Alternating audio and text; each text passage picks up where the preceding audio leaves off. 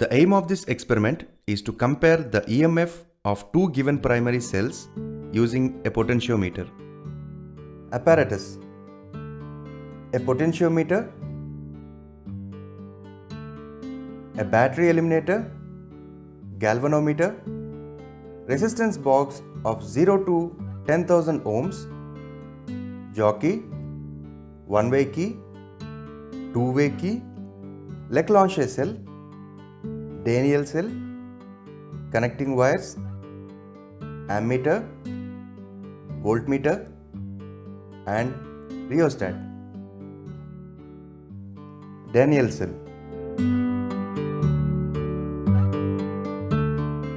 Now, let us go through the brief description of Daniell cell. The EMF of the Daniell cell is 1.1 volts. A zinc rod is placed in a porous pot. This porous pot is filled with dilute sulfuric acid or acidulated zinc sulfate solution. The zinc rod acts as a negative terminal.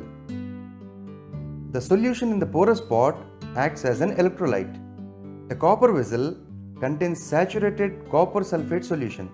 The copper vessel acts as a positive terminal. The copper sulfate acts as a depolarizer.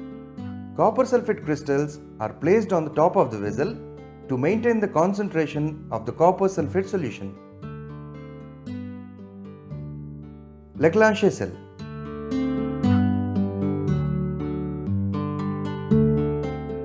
Now, let us go through the brief description of the Leclanché cell. The EMF of the Leclanché cell is 1.5 volts. A zinc rod is placed in the ammonium chloride solution. The zinc rod acts as a negative terminal and the ammonium chloride solution acts as an electrolyte.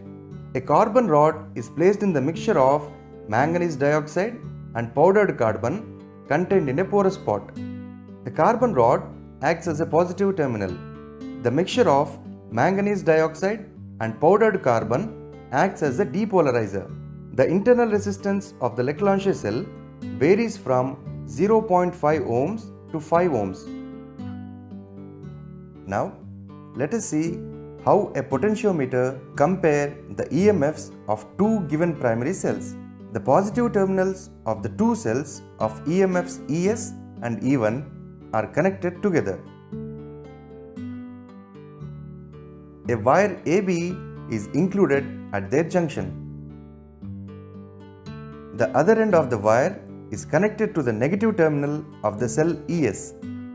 The negative terminal of the cell E1 is connected to a galvanometer and a jockey which can slide over the wire.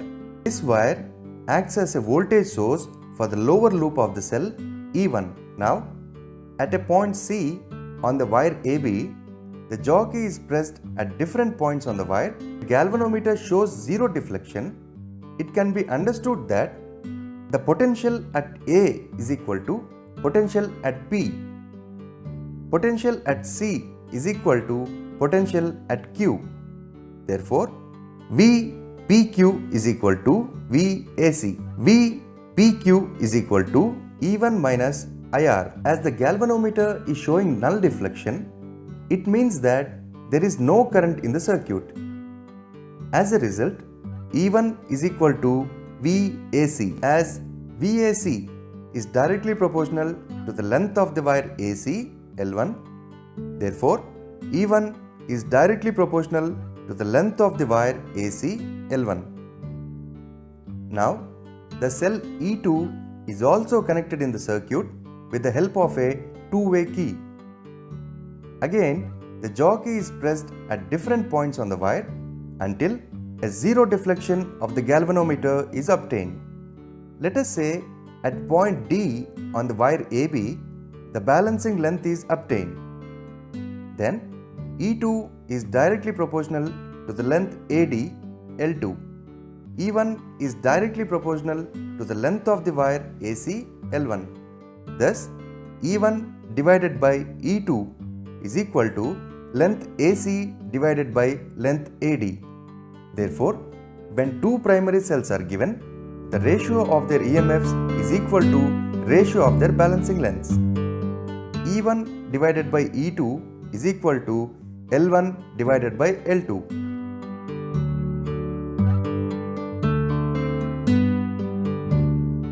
Now that you have understood the concept of internal resistance and how we are going to compare the EMFs of the Leclanché cell and the Daniell cell, let's start the experiment.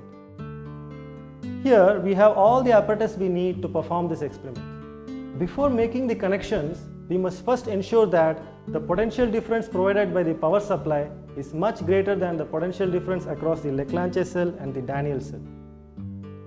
As you can see, the potential difference across the power supply is right now set at 4 volts. So let's check the potential difference across the Leclanché cell and Daniell cell using this voltmeter.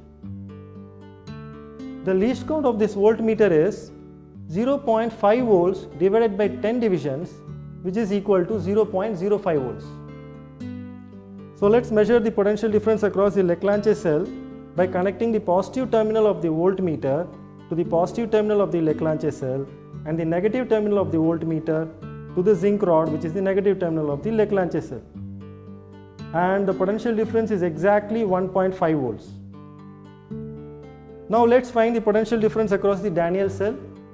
We will connect the positive terminal of the voltmeter to the positive terminal of the Daniell cell and the negative terminal of the voltmeter to the zinc rod, and the potential difference is exactly 1.1 volts.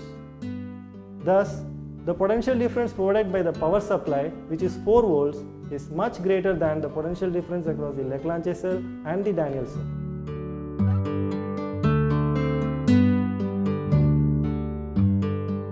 Now we can make the connections as per the circuit diagram.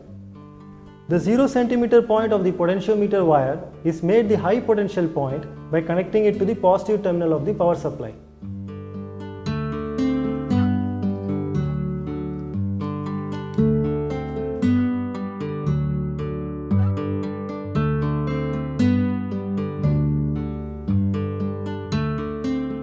The 400 cm point of the potentiometer wire is made the low potential point by connecting it to the negative terminal of the power supply through a plug key, ammeter and a rheostat. So let me connect the negative terminal of the power supply to one terminal of the plug key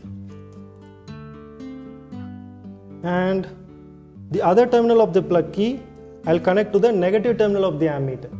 This is because the negative terminal of the ammeter can only be connected to the negative terminal of the power supply. The positive terminal of the ammeter should only be connected to the positive terminal of the power supply.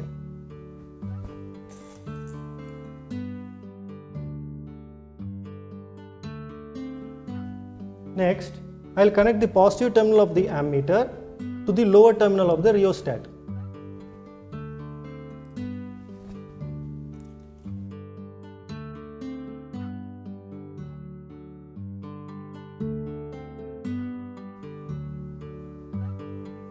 Finally, I'll connect the upper terminal of the rheostat to the 400 cm point of the potentiometer wire, making it the low potential point since it is connected to the negative terminal of the power supply through the plug key, ammeter and rheostat.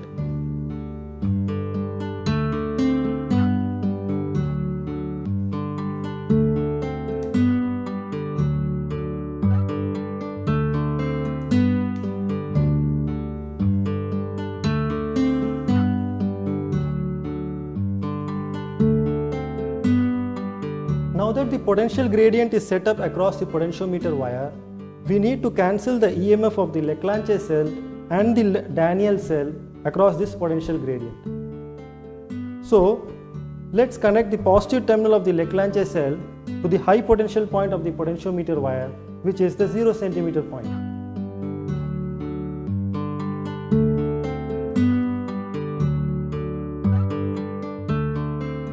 Similarly, we will connect the positive terminal of the Daniell cell also to the 0 cm point of the potentiometer wire.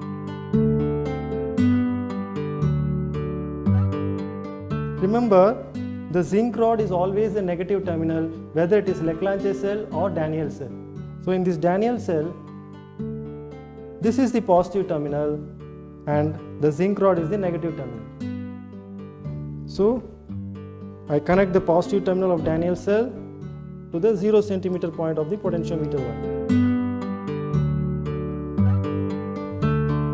Next, I will connect the negative terminal of the Leclanché cell to the end A of the two-way key.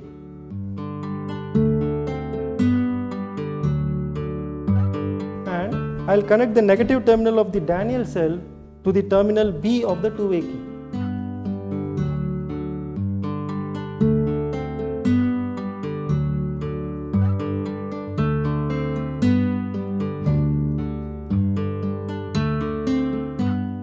Next, we will connect the common terminal C of the two-way key to the jockey through the galvanometer and resistance box. So let me connect the common terminal to the positive terminal of the galvanometer.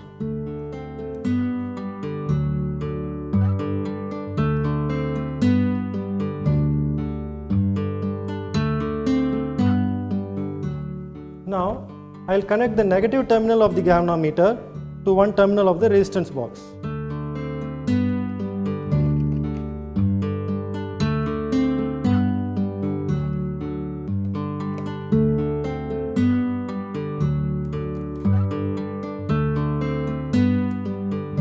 Finally, I will connect the other terminal of the resistance box to the jockey.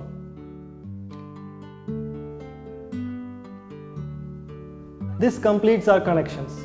Let me summarize the connections for you once again. The 0 centimeter point of the potentiometer wire is made the high potential point by connecting it to the positive terminal of the power supply.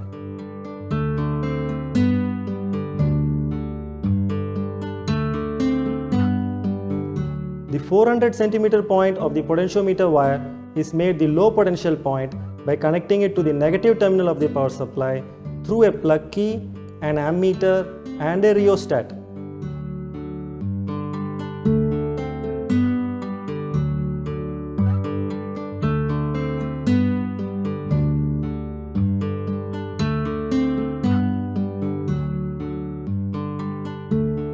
The positive terminals of the Leclanché cell and the Daniell cell are connected to the high potential point of the potentiometer wire, which is the 0 centimeter point, to cancel their EMFs against the potential gradient of the potentiometer wire.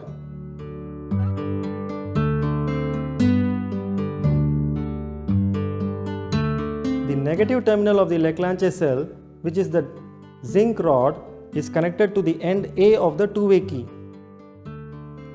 The negative terminal of the Daniell cell, which is again the zinc rod, is connected to the end B of the two-way key.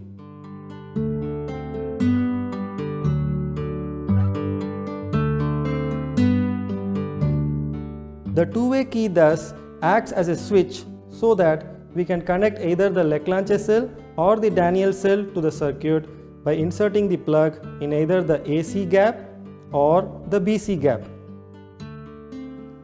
The common terminal C of the two-way key is connected to the jockey through a galvanometer and a resistance box.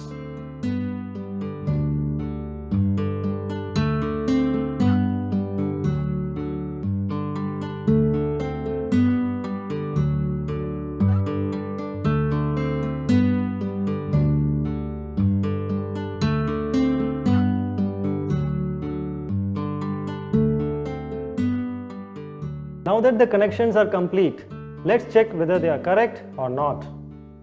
Switch on the power supply, insert the plug in the key, insert the plug in the AC gap of the two-way key to include the Leclanché cell in the circuit. Now take out 2000 ohm plug from the resistance box to protect the galvanometer from large currents when the jockey is not placed near the null point. Now press the jockey at the high and low potential points of the potentiometer wire. As you can see, the deflections of the galvanometer are in opposite directions.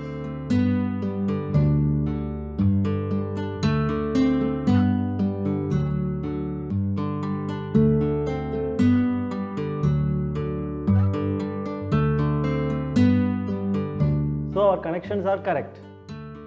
In case the deflections are not in opposite directions, you must check whether the positive terminals of the primary cells are connected properly to the 0 centimeter position of the potentiometer wire or not. Now let's find the rough position of the null point. When I tap the jockey on the first wire, I find that the deflection is to the left. When I tap the jockey gently on the second wire, I find that the deflection is again to the left, but now it's a bit closer to the zero position. When I tap the jockey gently on the third wire, I find that the deflection is again to the left, but it's very close to the zero position. So I just slide the jockey gently on the third wire till the galvanometer needle coincides with the zero position. So now I have located the null point, but I must now read the value correctly. So since it is on the third wire, that means the position is 100 centimeters plus 100 centimeters plus it's at 21 centimeters on the third wire. So the position would be 221 centimeters. Now let's find the position of the null point accurately. To do that, we will replace the 2000 ohm plug back in the resistance box. So now the galvanometer is no longer protected from large currents, but we need not worry, since we already know the rough position of the null point to be 221 centimeters. So now we will place the jockey directly at that rough position of null point, which is 221 centimeters. I find that the galvanometer needle is very close to zero. So I will gently move the jockey along the potentiometer wire till the galvanometer needle exactly coincides with the zero position. So that gives me the accurate position of the null point, which I find to be 222 centimeters. Note this down as L1 in the observation table. Thus, L1 is the balancing length for the Leclanché cell. Next, we need to find the balancing length for the Daniell cell. To do that, we will remove the plug from the AC gap of the two-way key and put it back in the BC gap of the two-way key. So now, the Daniell cell is connected in the circuit instead of the Leclanché cell. Just like before, we will find the rough position of the null point for Daniell cell by removing the 2000 ohm plug from the resistance box. After finding the rough position, find the accurate position by putting the 2000 ohm plug back in the resistance box. Note down this value as L2. Then you can calculate L1 by L2, and that would give you the ratio of the EMF of Leclanché cell and Daniell cell. You need to repeat this whole experiment 4 more times. You can do that by changing the current in the ammeter. That is achieved by changing the resistance in the rheostat. So note down all the values in the observation table, calculate L1 by L2 each time, and the mean value of all the L1 by L2 values would give you the ratio of the EMFs of the two primary cells.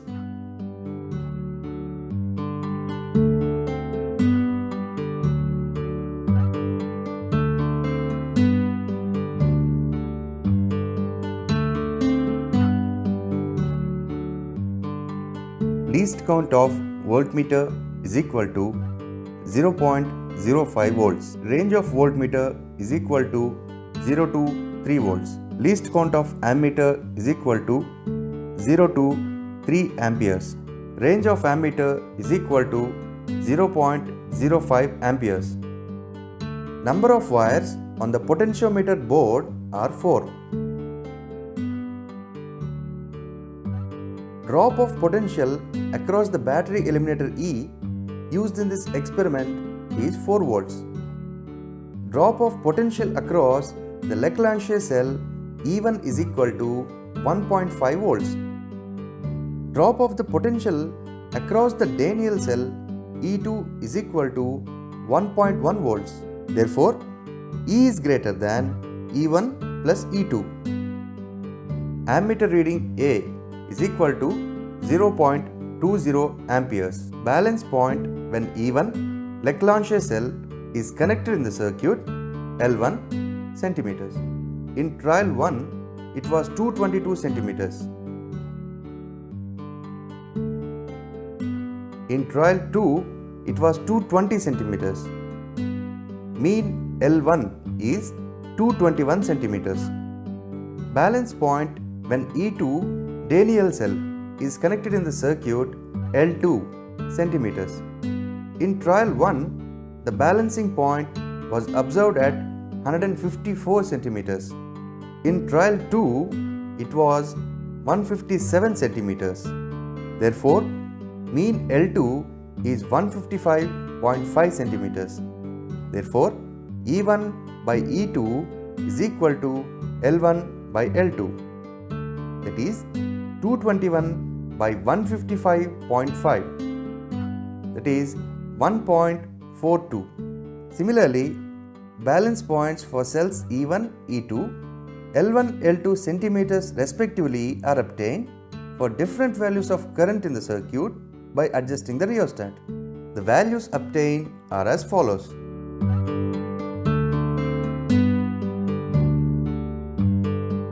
Mean value of EMFs is equal to 1.42 plus 1.39, 1.41 plus 1.41 divided by 4, that is 1.40.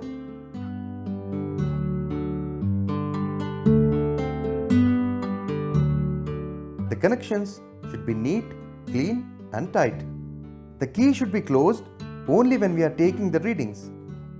The jockey should not be pressed over the potentiometer wire. The ammeter reading should remain constant for a particular set of observations. If necessary, by adjusting the rheostat, make sure that the ammeter reading remains constant.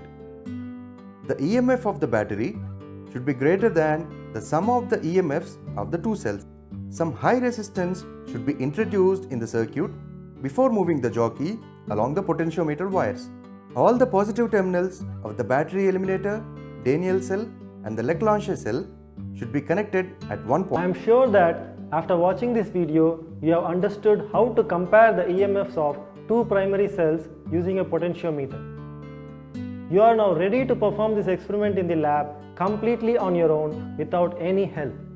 Thank you for watching this video.